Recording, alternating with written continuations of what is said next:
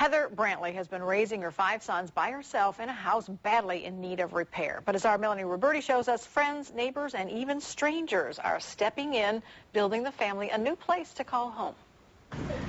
For the past 3 years, this has been home for Heather Brantley and her 5 sons, David, Michael, Sean, John, and Paul. It was a house Heather and her husband David bought in hopes of fixing it up to raise their boys. But in 2008, David was diagnosed with cancer. Suddenly, the dream of restoring the old home fell by the wayside. And sadly, David lost his battle with cancer last summer.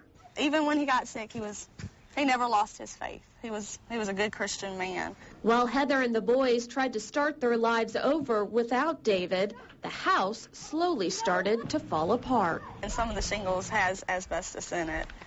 And the woods, with it being so old, some of it's starting to deteriorate. And the foundation's not so sturdy because of termites. And church friends stepped in to help with repairs, but quickly decided it would be too much work.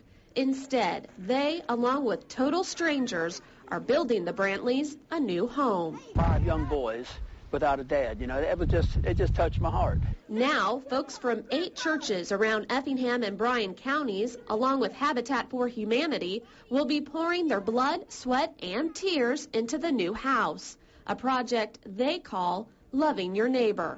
It's a project where God has been in it from the very beginning, and it's a project where, as God says in His Word, we're supposed to love our neighbor as ourselves. Bless my heart. It just shows God at work. It really does.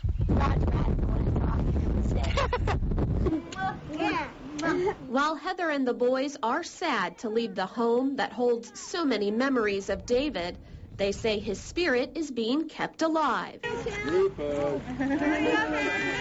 through the kindness of strangers. In Guyton, Melanie Roberti, WTOC News. The Brantley family broke ground on their new home late this afternoon. If you would like to volunteer your time or supplies or just make a donation to the Loving Your Neighbor project, go to our website, WTOC.com, and click on this story.